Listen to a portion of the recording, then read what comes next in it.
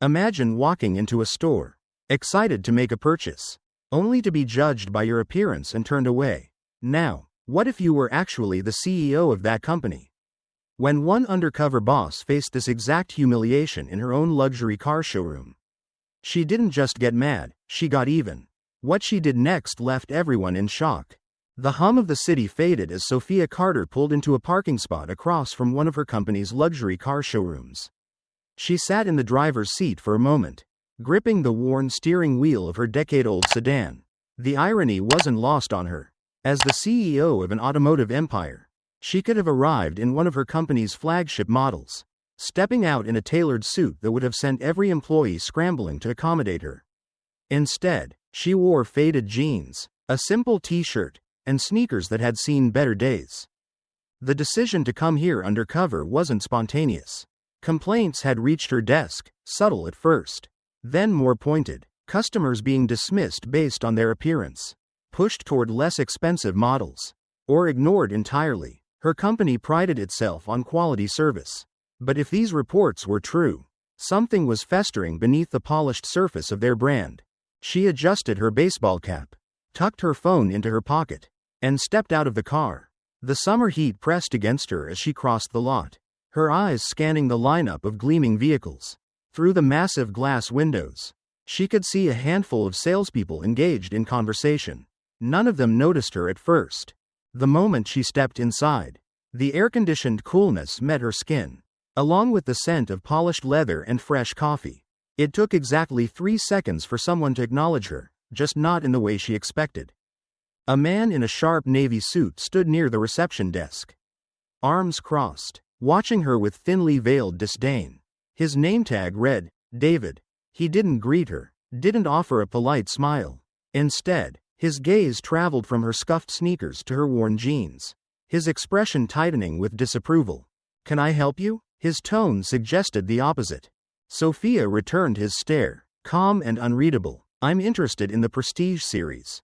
The newest model." David let out a short, amused breath, shaking his head slightly. "That's not really in the price range most people are looking for." She cocked her head. "You don't know what I'm looking for." His lips curved into something between a smirk and a sneer. "Ma'am, this isn't exactly the place for," he gestured vaguely at her, "people who aren't serious buyers."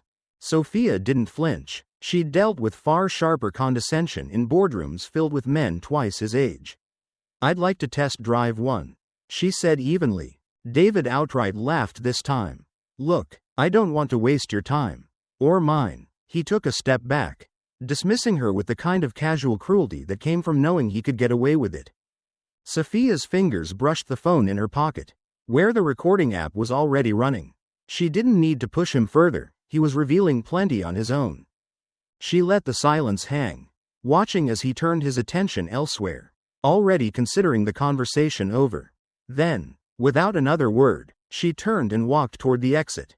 As she pushed open the glass door, a flicker of movement caught her attention from the corner of her eye.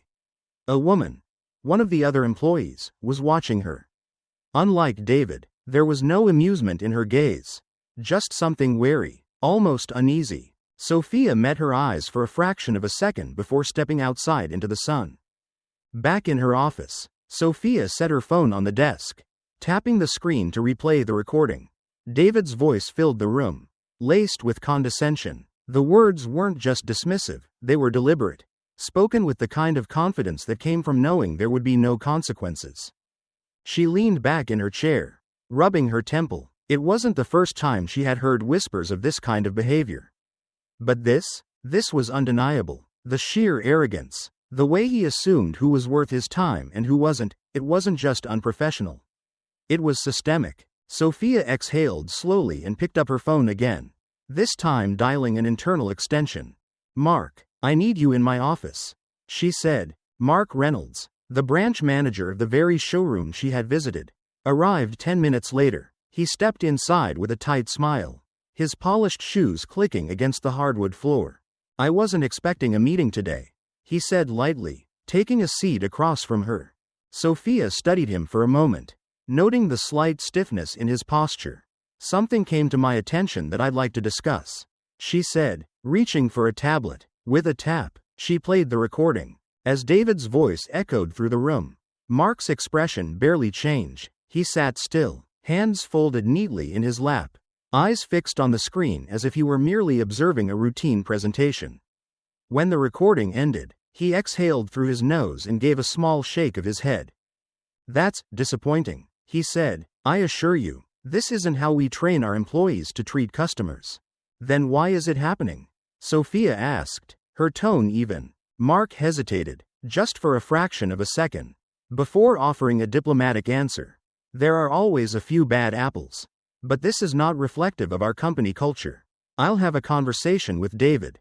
Sophia tapped her fingers against the desk, watching him carefully. "I don't want a conversation," she said. "I want to know why he feels comfortable enough to behave this way in the first place."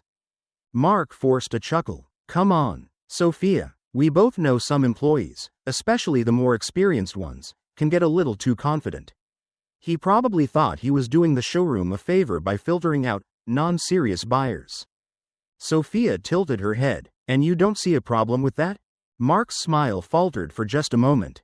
"Of course I do," he said quickly. "I'll make sure it's addressed." Sophia let the silence stretch between them, watching for cracks in his composed exterior. Something about his response felt too polished, too rehearsed. He wasn't surprised. He wasn't even defensive. He was just navigating. She nodded, making a mental note. "Good," she said, standing, "because I'll be checking in personally." Mark's jaw tightened, but he nodded, standing as well. "Understood." After he left, Sophia sat back down, exhaling through her nose. Something wasn't right. An alert pinged on her laptop screen. An anonymous email. She clicked it open. "David isn't the only one. If you look at the sales policies for that branch, you'll see what's really happening." No name, no signature, but the message was clear.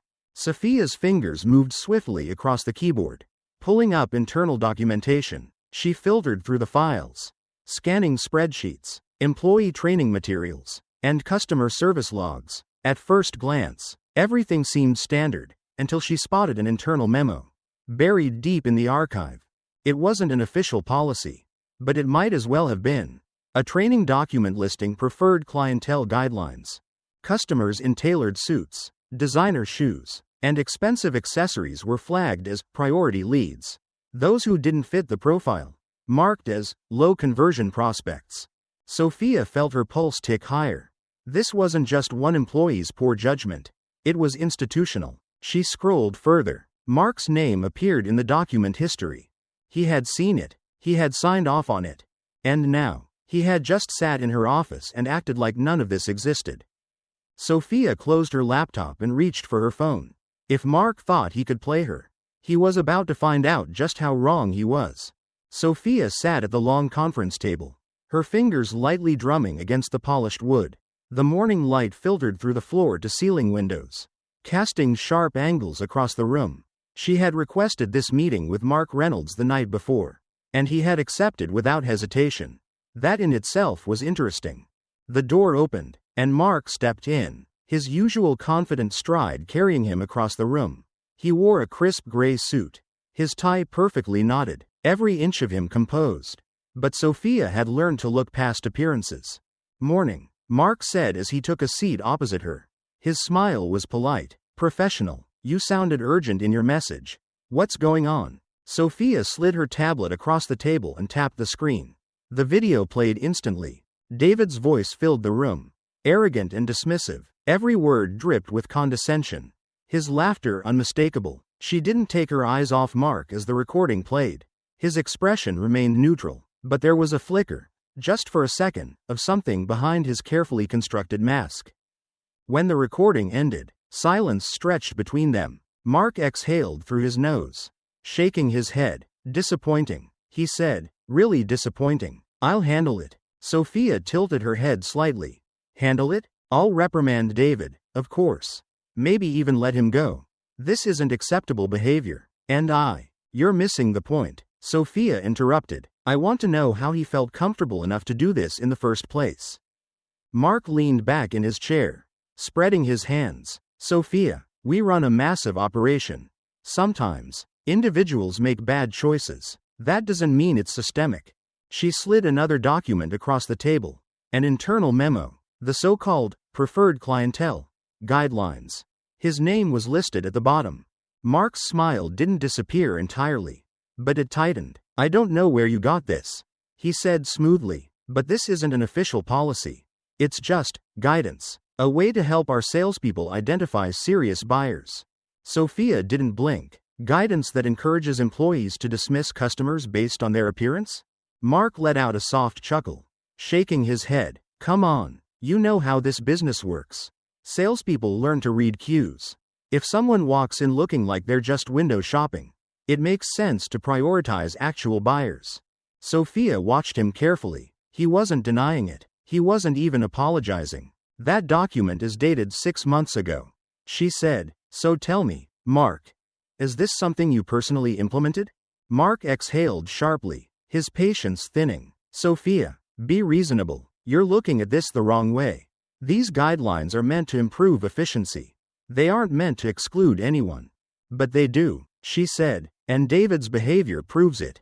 Mark shifted in his seat, then leaned forward, lowering his voice. Look, if this is about optics, I get it. You're the CEO. You have to make a statement. Fine, let me take care of it. I'll fire David today. We'll put out a memo about inclusivity. This problem goes away. Sophia held his gaze. No, Mark, the problem doesn't go away. It starts at the top. And I want to know just how far it reaches. For the first time, real tension flickered across Mark's face. A hint of unease. Before he could respond, a knock came at the door. A young woman peeked inside, one of the showroom's junior employees. Sophia recognized her from her visit yesterday. She hesitated, her eyes darting between them. Then back to Sophia. She started, then stopped, glancing at Mark. His posture stiffened. We're in the middle of something, he said, his voice sharper than before. Sophia gestured for the woman to enter. It's all right. What is it? The employee stepped inside, her hands clasped in front of her. I thought you should know. There's more to this than just David. Mark's jaw tightened. That's enough, Hannah. But she wasn't looking at him anymore. She was looking at Sophia. You need to check the finance department's records, Hannah said. There's a pattern in the contracts. Some deals were adjusted. Sophia's pulse kicked up a notch. Mark stood abruptly. Hannah, that will be all. Hannah hesitated, then nodded once before slipping out of the room. Sophia turned back to Mark. Adjusted? He exhaled through his nose, irritation seeping into his voice. She's just a kid. She doesn't know what she's talking about. But now, Sophia knew exactly where to look. Sophia sat in her car, fingers tapping rhythmically against the steering wheel. The anonymous employee, her only real lead so far, had agreed to meet. Not in an office, not even over a phone call. A face-to-face meeting. Away from the showroom, away from any watchful eyes. She pulled into a small cafe tucked into the corner of a quiet shopping plaza. It was the kind of place that hadn't changed in decades. Faded awnings, scratched wooden tables, and a coffee menu that still listed prices under $3. A good place to talk. Inside, she spotted a young man sitting in the back, his hands wrapped tightly around a ceramic mug. His shoulders were stiff, and every few seconds, he glanced toward the door. The tension in his posture told her everything she needed to know. He was scared. Sophia approached, setting her purse down as she slid into the seat across from him. He barely looked up. You're the one who emailed me, she said, keeping her voice level. He nodded quickly, glancing around before speaking. I shouldn't be doing this, he murmured. You're already here, she pointed out. So tell me, what's really going on? His fingers tightened around the mug. It's worse than you think. Sophia waited. She'd learned a long time ago that silence could be more powerful than pressing for answers. Finally, he exhaled and spoke. Mark and David have been working together for years. David isn't just some rogue employee with a bad attitude. He does exactly what Mark wants. Sophia narrowed her eyes. Which is, making sure high-value sales go through the way Mark wants them to. The man swallowed hard. They pressure people into buying warranties they don't need. Push financing deals that benefit the dealership more than the customer. And if someone questions it, they find a way to make them regret it. Sophia leaned forward slightly. Regret it how? His jaw tensed. Employees who don't fall in line either get squeezed out or fired. Mark has a way of making people miserable until they quit. And customers? They either end up signing the contracts because they're worn down, or if they push back too hard, their deals mysteriously fall through. She took a slow breath, letting the weight of his words settle. You're saying this isn't just about how customers are treated when they walk in, it's about manipulating the entire buying process. He nodded. And not just at this showroom. Mark has influence in multiple locations. Sophia felt the anger building in her chest. It was one thing to have a bad employee. It was another thing entirely to have corruption embedded into the company's foundation. Do you have proof? She asked. The man reached into his pocket and slid a flash drive across the table. Everything I could gather: internal emails, sales reports, notes from meetings where they talked about maximizing profit margins, which is just their way of saying they'll do whatever it takes to get more money out of people. Sophia picked up the drive, turning it over in her palm. Why are you telling me this? She asked. His throat bobbed as he swallowed. Because I've seen too many good people lose their jobs for speaking up. And because someone needs to stop them. Sophia nodded. You did the right thing. She reached into her bag, pulled out her phone, and started recording. I need you to say everything you just told me. Clearly, on record. His eyes darted toward the door again. But after a long pause, he took a breath and nodded. As he spoke into the phone, Sophia felt a shift. This wasn't just an investigation anymore. This was a fight. Later that afternoon, back at her office, she handed the flash drive to her assistant. Emma, pull up everything on this, she said, and run a separate search on financial records for Mark's branch. I want to know if there are discrepancies. Emma nodded and disappeared down the hall. An hour later, Sophia's phone buzzed. It was Emma. There are definitely discrepancies, she said. Some contracts have been altered after the customer signed them. Small changes, just enough to adjust interest rates or warranty prices without raising red flags. Sophia's grip on the phone tightened. And there's something else, Emma continued. This isn't just a few contracts. It's a pattern. It's been happening for years. Sophia exhaled slowly, pressing a hand to her forehead. Then, another notification, an email. She clicked it open and read the message. A CEO shouldn't destroy the reputation of her own company over a few misunderstandings. No name, no signature, but the warning was clear. The conference room buzzed with low murmurs as employees filed in, casting wary glances at one another. The tension in the air was thick, like the charged silence before a storm. Mark had called for an emergency meeting, and everyone knew why. The rumors had been swirling, something about an internal investigation, about David, about management watching the showroom more closely than usual. Sophia entered last, her expression unreadable as she took a seat near the back. She wasn't going to speak, she was here to listen, to see how Mark planned to play this. At the front of the room, Mark adjusted his tie and stepped forward, his usual confidence on full display. He scanned the room, waiting for the last few voices to die down before he spoke. I called this meeting because it's come to my attention that there's been some confusion about our operations.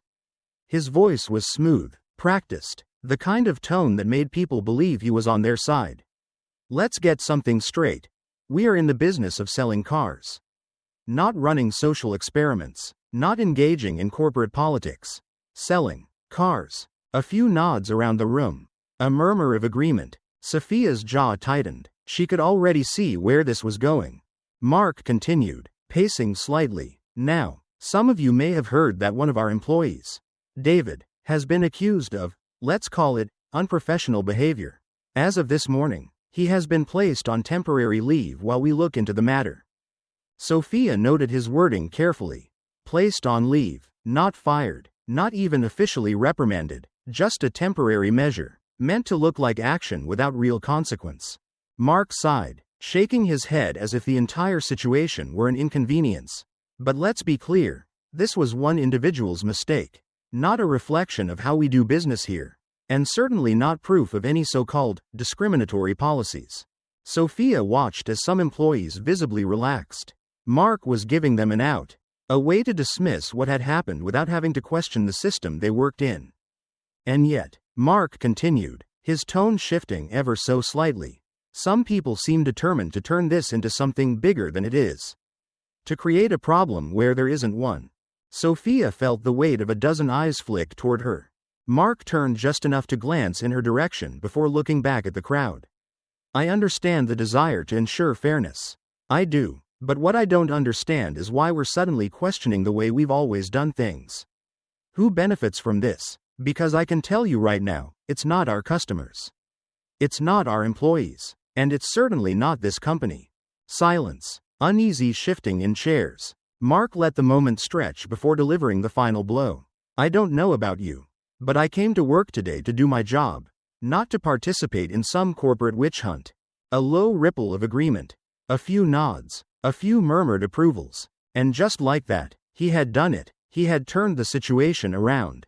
Made it seem as though Sophia was the one stirring up trouble. Not him. Not David. Not the system they had built together. Sophia exhaled slowly. She had expected resistance. What she hadn't expected was how quickly he had rallied people to his side. But then, her phone buzzed. A single message from Emma. Simple but enough to send a chill down her spine. The financial data is gone. Sophia's grip tightened around the phone. Mark had beaten her to it. He had wiped the records before she could act. She had underestimated him. Sophia stood by the floor-to-ceiling windows of her office, gripping her phone with a tension that hadn't left her since the meeting. Below, the city stretched out in a grid of shimmering glass and steel. Indifferent to the battle unfolding inside this company, she wasn't. Emma's message still burned in her mind. The financial data is gone. Not misplaced, not misfiled, wiped. Mark had moved first, and now, if she didn't act fast, the evidence of his entire operation would slip through her fingers. She turned from the window and dialed an internal number. The line rang twice before a steady voice answered. This is Olivia. Olivia Chong, head of legal for the corporation. Sharp, relentless, and not easily rattled. Mark erased financial records tied to his showroom. Sophia said, wasting no time. I need to know if we can recover them. There was a pause on the other end, followed by the soft click of a keyboard.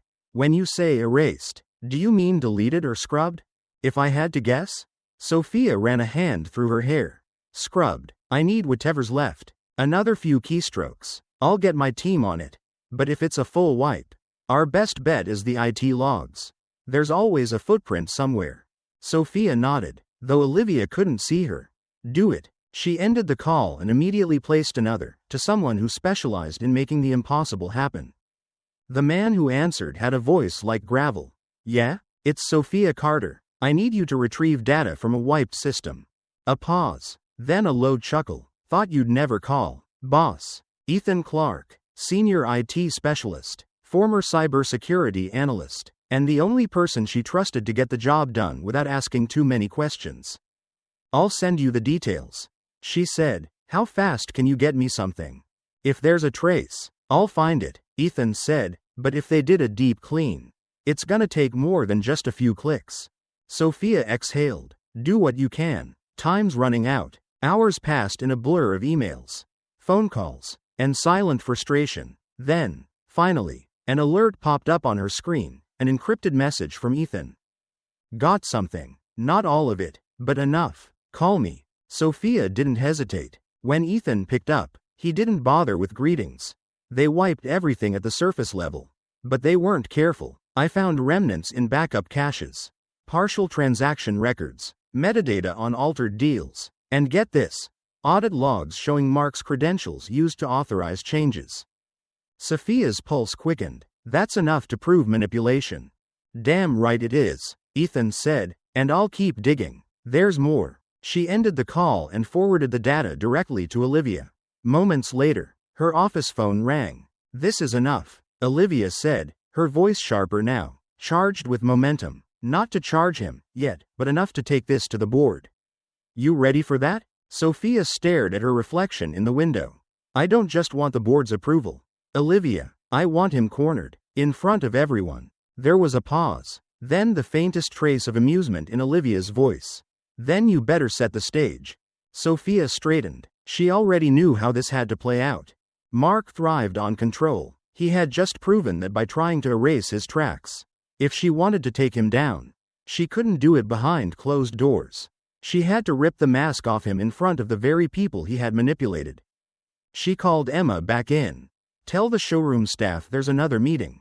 I want every employee there." Emma hesitated. "Mark will see it coming."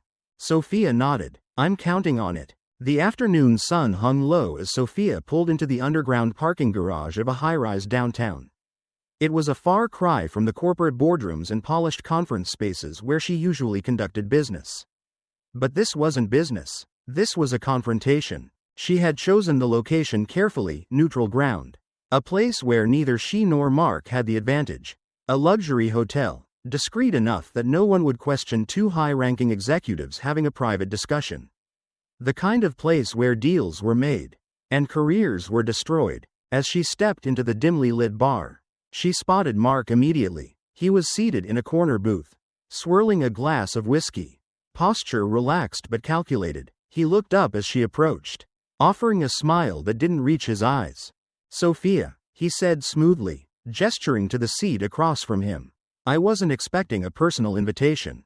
This must be serious." She sat, placing her phone face down on the table. "It is." Mark took a slow sip of his drink, watching her over the rim of his glass. "Then let's get to it. What's on your mind?" Sophia reached into her bag, pulling out a folder and sliding it across the table. "This." Mark didn't open it right away. Instead, he studied her, as if trying to gauge just how much she knew. Finally, he flipped it open, eyes scanning the printed documents.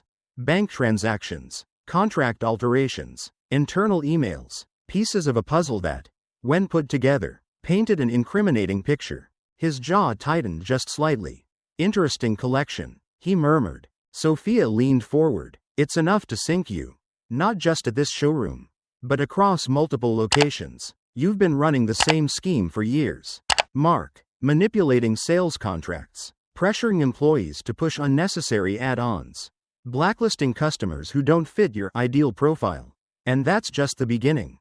Mark exhaled through his nose, shaking his head slightly. "You're reaching, Sophia. A few irregularities in the books don't make me a criminal."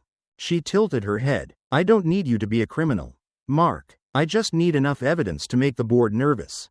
And trust me, I have that." For the first time, something flickered in his expression, hesitation. She pressed on. "So here's your choice. You walk away quietly, step down from your position, and this stays between us. Or, I take this to the board.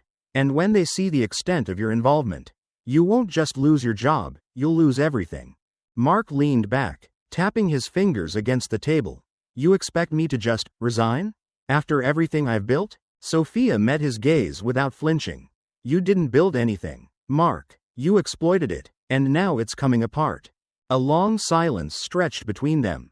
Then, Mark exhaled, a small smirk playing on his lips. "You always were sharp, Sophia. I underestimated you." He closed the folder, sliding it back to her. "Fine, name your terms." Sophia didn't move. "You step down. Immediately. No public statements. No attempts to spin this as a mutual decision. You leave, and you don't interfere with what happens next." Mark chuckled, shaking his head. "And if I say no?" Sophia let a beat of silence pass before speaking. "Then tomorrow morning, the board gets this file. And later that afternoon, so does the press." His smirk faltered just slightly. Then, something else crossed his face, calculation. A new plan forming. "You're determined," he admitted. "I respect that." He leaned in slightly. "So let me make a counteroffer. A financial arrangement. Let's call it, walk away from this, and I'll make it worth your while."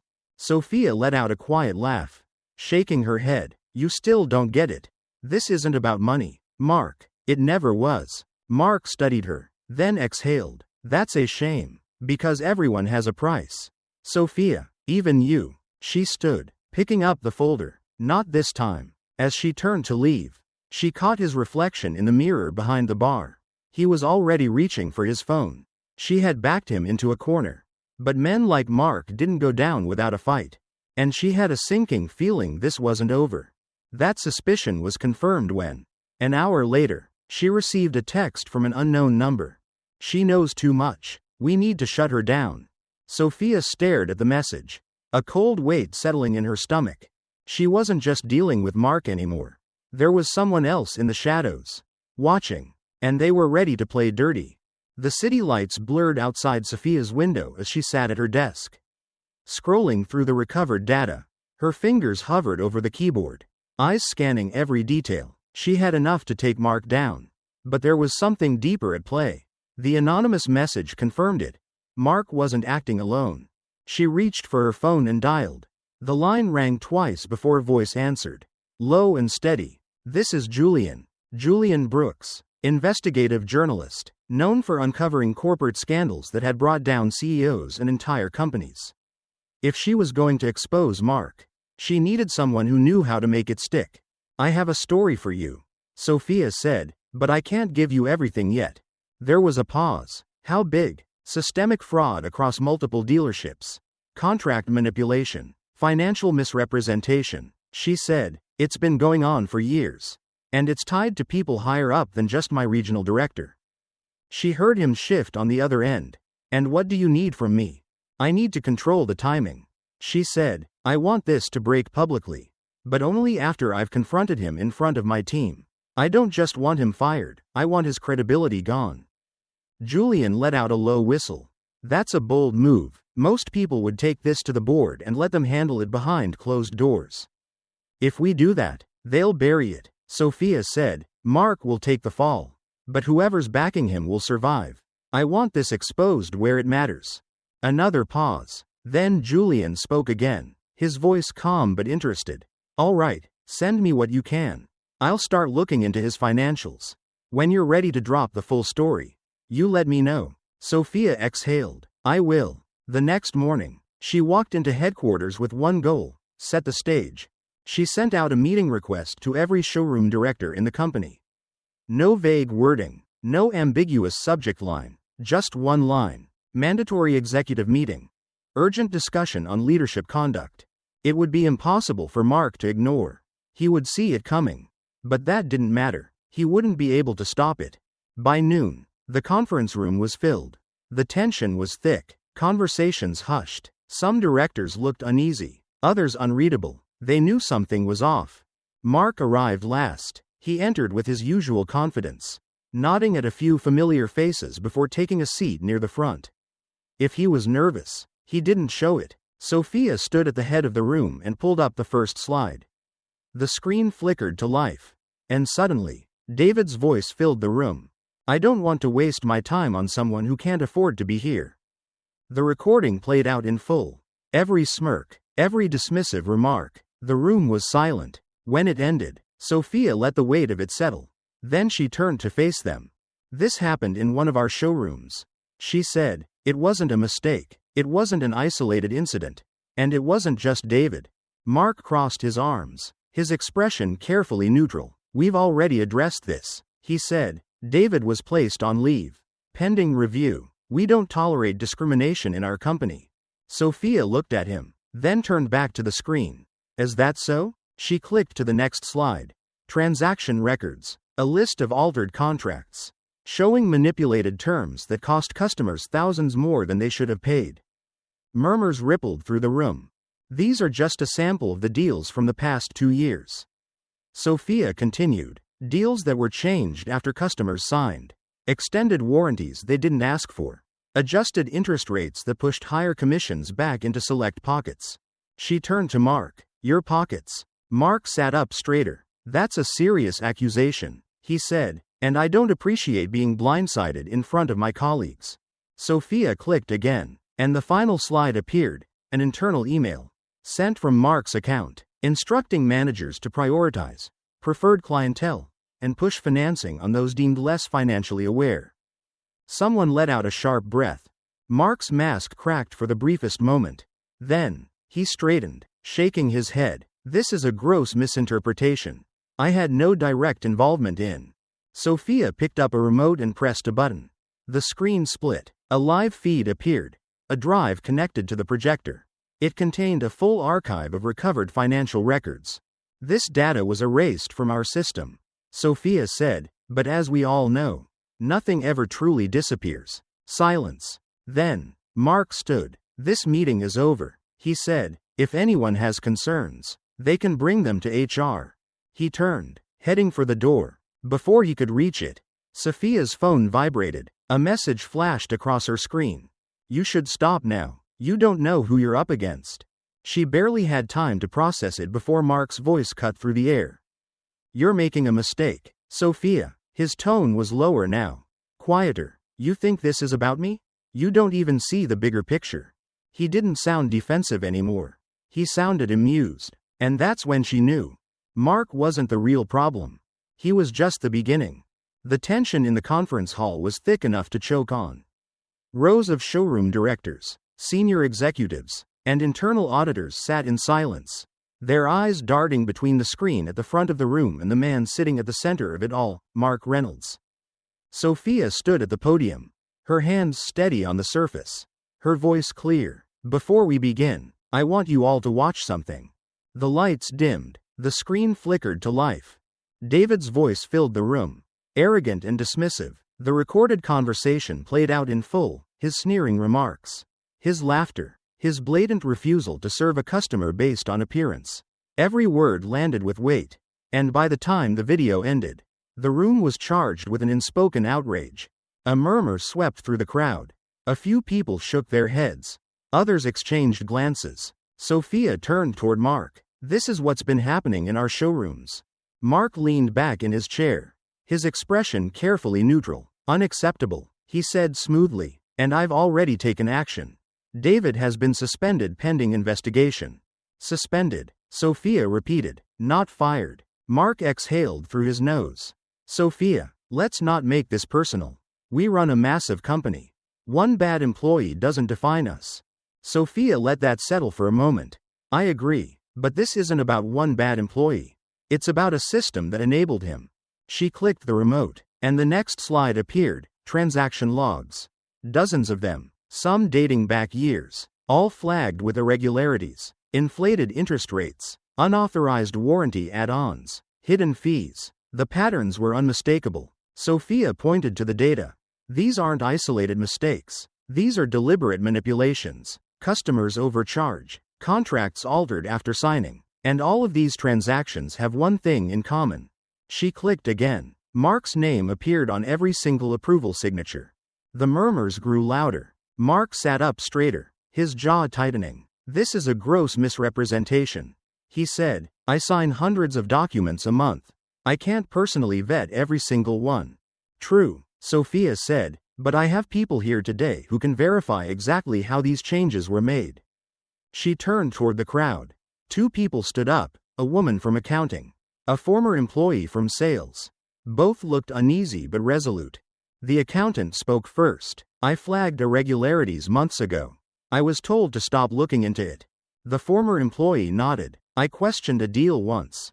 Mark pulled me into his office and made it clear, if I wanted to keep my job, I'd let it go. Mark laughed. A forced, sharp sound. Oh, come on. This is a witch hunt. You're dredging up complaints from disgruntled employees? That's your smoking gun? Sophia let him sit with that for a moment before she pressed the final button. The screen split, showing an email thread. A message from Mark. She's getting too close. Shut this down. If she won't back off, make sure she understands the consequences. Mark's mask cracked. His lips parted slightly as he stared at the screen. Sophia folded her arms. Tell me, Mark, what exactly were the consequences? For the first time, he had no answer. The room buzzed with whispered conversations. Mark shifted, then exhaled sharply. You really think you won? His voice was quieter now. Lower. You think this is over? Sophia didn't respond. She didn't need to. Mark let out a bitter chuckle, shaking his head. You're smarter than I gave you credit for. But you're also naive. He looked at the crowd, then back at Sophia, and then, with a smirk that sent ice through her veins, he said, Do you really think I did all this alone? The weight of his words dropped like a stone into the room. He leaned back in his chair, completely at ease now, as if the outcome no longer mattered. I was following orders. You want to take me down? Fine, but you're playing a much bigger game than you realize. Sophia's stomach tightened. She had exposed him. She had proof. But suddenly, it didn't feel like a victory. Because if Mark wasn't the mastermind behind this corruption, Then who was? The boardroom was silent. The air felt thick, charged with an energy that only came when the inevitable could no longer be ignored. Sophia sat at the head of the long mahogany table, watching as the last few members of the board settled into their seats. Some looked uneasy, others impassive, their expressions carefully schooled. But one thing was clear: after today, nothing in this company would be the same. Mark sat opposite her, arms crossed, his posture deceptively relaxed. But Sophia could see it now, the tightness around his jaw, the way his fingers drummed lightly against the table's surface. He was waiting, calculating, looking for a way out. She didn't give him one. The evidence is indisputable, she said, her voice steady. Mark Reynolds has been orchestrating fraudulent transactions across multiple showrooms for years. Customers were misled, contracts were altered, and financial records were tampered with to maximize personal gain. She turned toward the general counsel, Olivia Chong, who had spent the past 12 hours compiling the legal case against him. We've already filed a formal report with the authorities. A criminal investigation is underway. For the first time, Mark flinched. It was brief, but Sophia caught it. One of the senior board members, a gray-haired man named Richard Vaughn, cleared his throat. Then there's no need for further discussion, he said. I move for an immediate termination. A murmur of agreement rippled through the room. Mark let out a low breath, then leaned forward, spreading his hands on the table. You're making a mistake, he said, his voice calm but edged with something darker. You're acting like I was working alone, like I was some rogue agent. But that's not the truth, and we all know it. Sophia kept her expression neutral. Mark exhaled, shaking his head. You think getting rid of me solves the problem? You think this company isn't built on the exact system you're trying to take down? He let out a humorless laugh. I was following orders, just like everyone else. Sophia held his gaze. Then you won't mind telling us who gave them? His smile didn't quite reach his eyes. You're smart. You'll figure it out soon enough. The board voted unanimously. Mark Reynolds was officially removed from his position. Security escorted him out within minutes. But as the doors shut behind him, Sophia didn't feel victory. She felt the weight of something much bigger closing in. Later that night, she met Julian Brooks at his office. The journalist's desk was cluttered with papers, notes scribbled in shorthand, a half-empty cup of coffee growing cold near his laptop. You were right, he said, gesturing to his screen. Mark was small time. The real fraud runs deeper. Sophia pulled up a chair. How deep? Julian turned the laptop toward her. I ran the numbers. The same financial manipulation that happened in Mark's showroom? It's happening in at least a dozen others. Different managers, different locations, but the same exact patterns. This wasn't Mark's operation. He was just doing what he was told. Sophia's stomach twisted. Julian leaned back. Now the real question is, who's giving the orders? As she left his office, her mind was racing with possibilities. She was so deep in thought that she almost didn't notice the envelope on the passenger seat of her car. No name, no return address. Sophia glanced around the parking lot, but there was no one in sight. She opened the envelope and pulled out a single sheet of paper. A company document, an internal memo dated 3 years ago. Her eyes scanned the page. The content was vague, corporate speak designed to say a lot without revealing anything. But at the bottom, a signature, a name she knew well, a member of the board, someone with power, someone who had just voted to remove Mark, acting as if they were shocked by his actions. Sophia gripped the paper tighter. Someone inside the company wanted her to keep going. But why? Sophia sat at the long, polished conference table, her fingers resting lightly against the arm of her chair. The room was packed, every board member, every high-ranking executive, all gathered under the weight of the scandal that had erupted across the company. The fallout from Mark's removal had been swift. Government auditors had begun combing through dealership records. Customers had come forward with their own complaints, their voices amplified by media coverage. What had started as one corrupt regional director's downfall had now spiraled into a full-scale investigation into the company's entire financial system. And yet, as she looked around the room, she knew not everyone saw that as a problem. Richard Vaughn, one of the longest-serving members of the board, leaned back in his chair, his expression unreadable. Let's not overreact, he said smoothly. Mark Reynolds was a liability. We acted quickly, and now he's gone. There's no need to make this bigger than it needs to be. Sophia met his gaze evenly. Mark wasn't the problem, he was a symptom. A few murmurs rippled across the table. Some nodded, others remained stone-faced. Elaine Porter, one of the newer board members, spoke up. We can't ignore the fact that this wasn't an isolated case. The same fraudulent patterns have been found in multiple locations. We're talking about systemic corruption. Richard let out a short laugh. Corruption is a strong word. Look, we run a massive corporation. Some creative accounting, a little sales pressure. These things happen in any competitive business. That doesn't mean the entire company is rotten.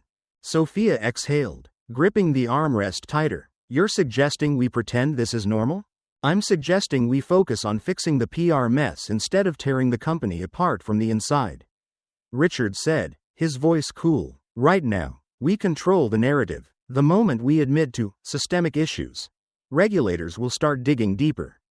And trust me, we don't want that. Sophia's pulse ticked up. He wasn't just brushing the scandal aside, he was actively trying to suppress it. And he wasn't alone. She could see it in the way a few other board members nodded subtly, exchanging quick glances. Then, a voice she hadn't expected spoke up. It's already too late for that, said Graham Sinclair, one of the senior executives.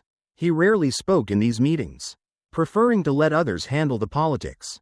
But now, he was watching Richard with an expression of quiet calculation.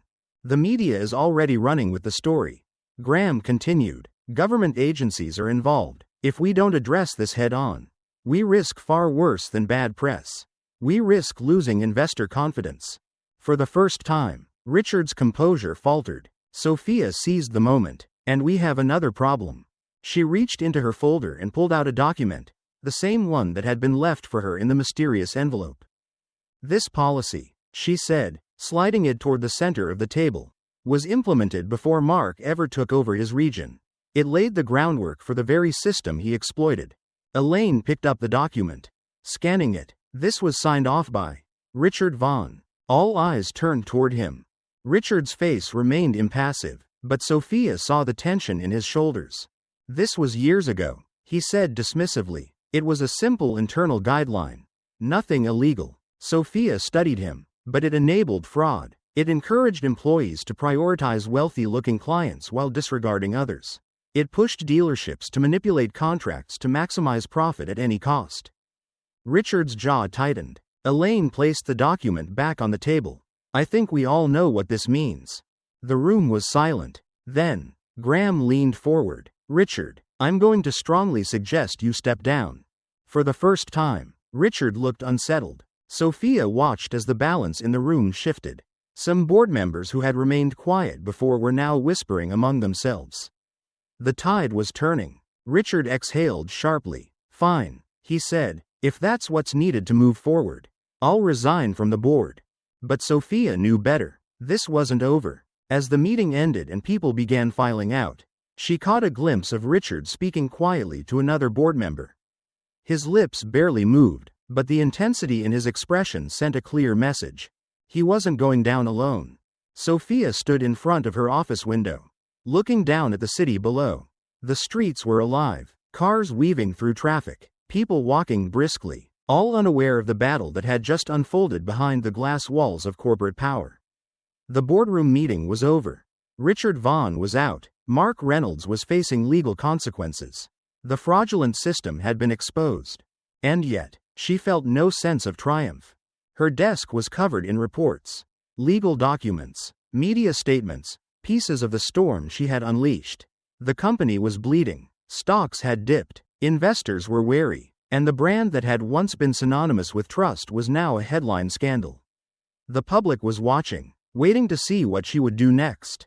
Her phone buzzed. A call from Olivia Chong. You need to make a decision. Olivia said, the company can survive this, but only if you decide how far you're willing to take it. Sophia exhaled. She already knew what Olivia meant. There were two paths ahead. The first, take it all the way. Tear down the entire corrupt system. Expose every executive who had played a role, even if it meant crippling the company beyond repair. It would be justice, but at what cost? Hundreds of employees would lose their jobs. The brand might never recover. The second, stabilize. Use the scandal as leverage to force change from within. Remove the worst offenders. Rewrite policies. Rebuild trust. But keep the company standing. It would mean compromise. Some guilty parties would escape full consequences. Some things would remain buried. You're running out of time. Olivia pressed. The media is waiting for a statement. The board needs direction. What's it going to be? Sophia closed her eyes for a moment. She had fought to uncover the truth. Now, she had to decide what to do with it. That night, she barely slept. She played every scenario in her head. Every consequence. Every risk. She thought about the employees who had come forward. The customers who had been cheated. The people who still depended on the company to survive. By morning, she knew her answer. At the press conference, cameras flashed as she stepped onto the podium. The room was packed, journalists, employees, investors, all waiting. She took a breath and began. This company was built on trust, she said, and that trust was broken. I stand here today to tell you that change is coming. She laid it out clearly. A full-scale policy reform. Stricter oversight on financial transactions. Whistleblower protections for employees. An independent audit team to ensure accountability. She promised transparency. Real change. Not just words. We are not just repairing damage. She concluded. We are rebuilding something better. The room erupted in questions. Some skeptical, some relieved. But Sophia knew one thing. She had made her choice. As she walked out of the conference hall, her phone buzzed again. A message. No sender. You think it's over? The game has only just begun. Sophia stopped, her grip tightening around the device.